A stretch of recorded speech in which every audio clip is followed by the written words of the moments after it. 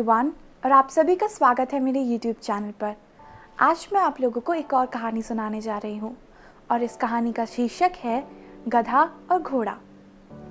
तो बहुत समय पुरानी बात है, एक गांव में एक धोबी रहता था। वो बहुत ही गरीब हुआ करता था। उसे हर रोज़ शहर जाना पड़ता था, वहाँ से कपड़े लाने पड़ते थे और फिर नदी पे जाकर धोकर अगले दिन उन्हें वापस करना होता था। उसके पास एक गधा था और एक घोड़ा था।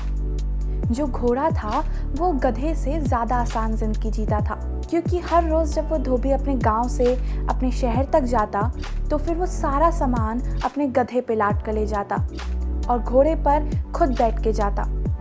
इसलिए अगर देखा जाए तो गधे को ज़्यादा वज़न उठाना पड़ता था। एक दिन सुबह सुबह ऐसे ही दोनों गधे, घोड़े और वो धोबी निकल गए। धोबी ने अपने सारा सामान अपने गधे पे लाद दिया और घोड़े पे खुद बैठकर शहर की ओर चल दिया। उसके बाद वो घर घर घूमता रहा कपड़े लेने के लिए। उसे इस बार कई सारे कपड़े मिले। उसने वो सारे कपड़े एक पोटली में बांधे और अपने गधे पे लाद दिए।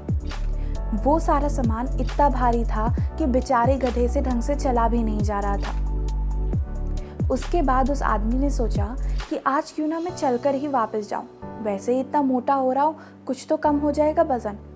तो वो चलते चलते वहाँ तक चला गया।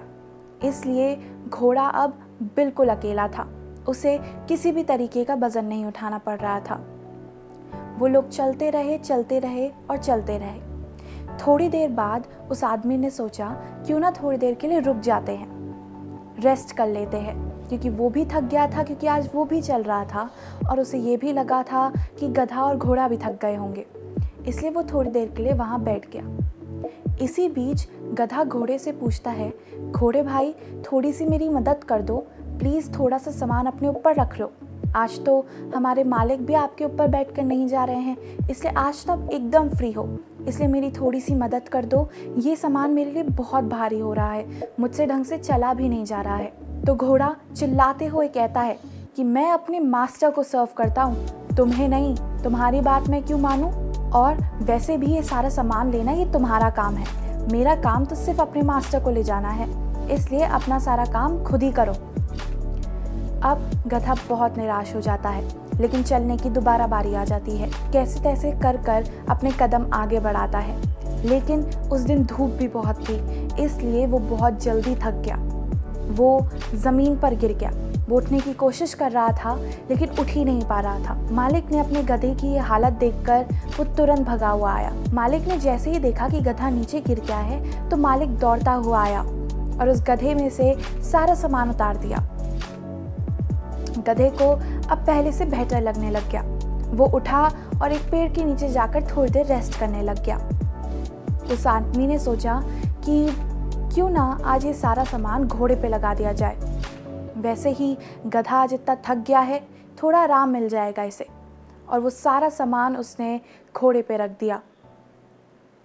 अब चलने की बारी आ गई। तीनों आगे चलने लग गए नदी की ओर।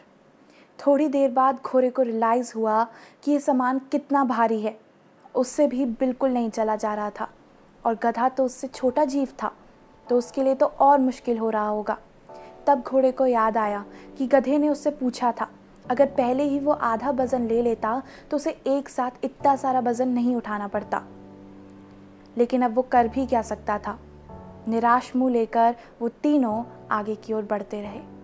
तो इस कहानी से हमें ये शिक्षा मिलती है कि हमें हमेशा दूसरों की मदद करनी चाहिए, स्पेशली उनके बर्डन के टाइम पर। यानी कि फॉर सपोज़ अगर आप क्लास में काम करते हैं या फिर अगर आप कॉलेज में हैं या आप कहीं बिजनेस करते हैं या जॉब करते हैं, तो आपको हमेशा अपने क्लासमेट या वर्कमेट की हेल्प करनी चाहिए उनके बर्डन के साथ। इससे उनका काम और आपका काम भी आसान हो जाता है और अच्छा भी होता है। इसलिए हमेशा सबके बर्डन्स के साथ उनकी मदद ज़रूर करें। Thank you.